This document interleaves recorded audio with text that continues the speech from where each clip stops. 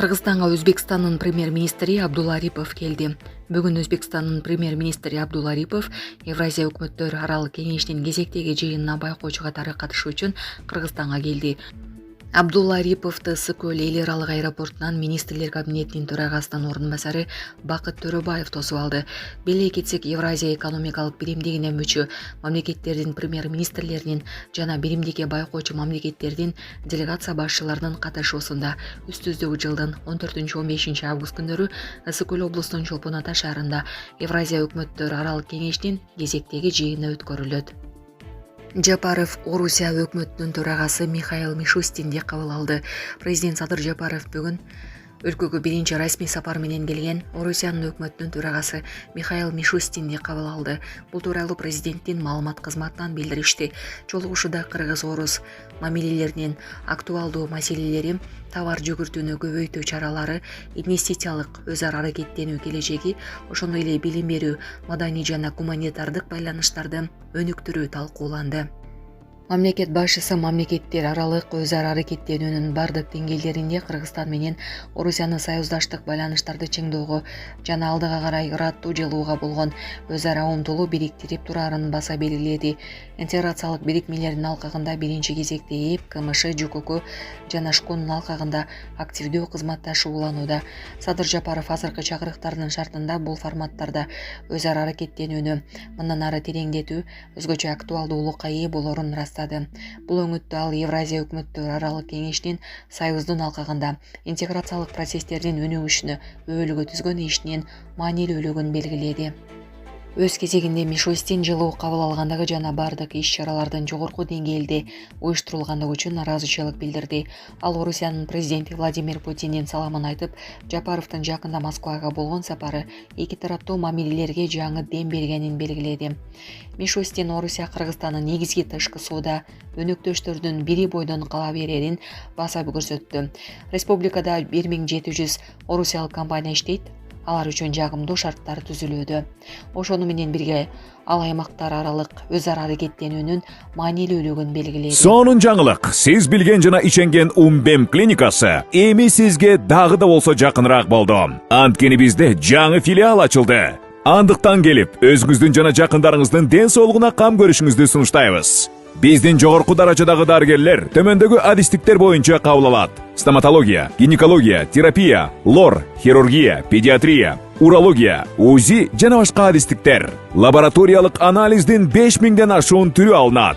Жогорку даражадагы стерилизациялоо. Биздин дарек ВДНХ метросу, Кондратюка көчөсү 2. Телефон номерибиз 8925 103 22 55. Кабыл алууга алдын ала жазылып келүүңүздөрдү суранабыз. Умбем клиникасы. Сиздин ден соолугуңуз, биздин камкордук. Орусиянын 80 аймагы Кыргызстан менен түздөн түз кызматташат. Ал эми жакын аралыкта өлкөдө жаңы долбоорлор менен 12 аймактар аралык форум өтөт. Михаил Мишустин маданий гуманитардык байланыштарды өнүктүрүүгө, анын ичинде Россия кыргыз дипломдору менен 9 мектепти түзүү долбооруна өзгөчө көңүл бурду. Евразия экономикалык биримдигинин алкагында натыйжалуу өз ара аракеттенүү эки өлкөнүн экономикасынын өсүшүнө өбөлгө түзөрүн, бизнес үчүн жаңы мүмкүнчүлүктөрдү ачарын жана евразиялык мейкиндикти интеграцияны күчөтөрүн, эки тараптуу мамилелерди мындан ары өнүктүрүү үчүн бекем пайдубал түзөрүн белгиледи.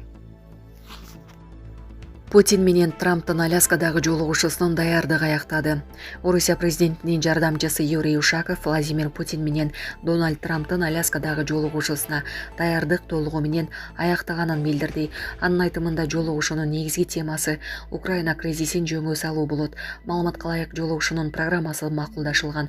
Алгач Путин менен Трамп бетме-бет сүйлөшүп, андан соң делегациялар менен биргелешкен жыйын өтөт.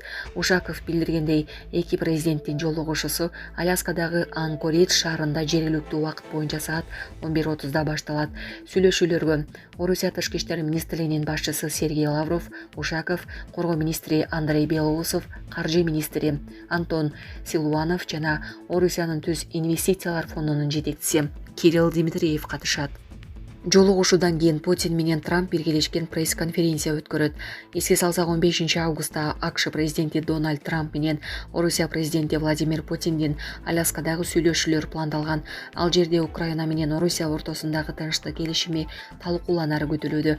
Бул келишимде айрым аймактар боюнча алмашуу маселеси да каралышы мүмкүн экени айтылган. Батыш маалымат каражаттарынын билдиришинче, АКШ Путинге Украинанын калган дамбасын берүүнү, анын ордуна согуш аракеттерин токтотууну сунуштаган.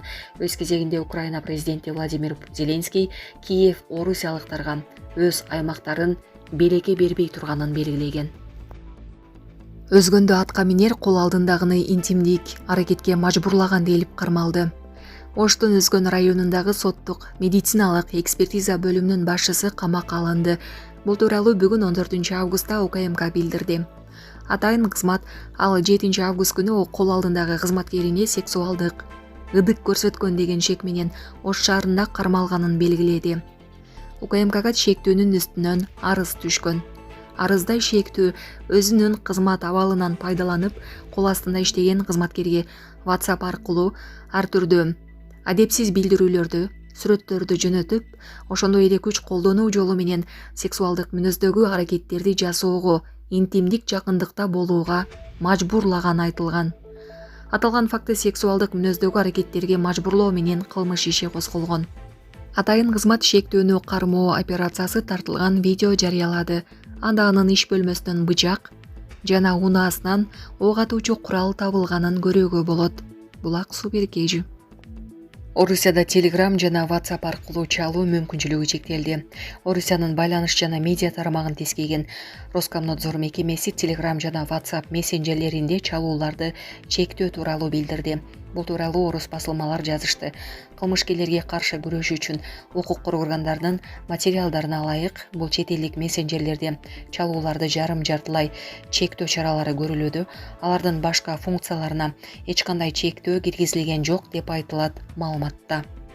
Маалым болгондой, укук коргоо органдарынын маалыматына жана жарандардын көп сандаган кайрылууларына ылайык Telegram жана WhatsApp акча өндүрүү жана обуз алуу, орусиялык жарандарды диверсиялык жана террористтик ишмердикке тартуу үчүн колдонулган негизги добуш берүү кызматтарына айланган.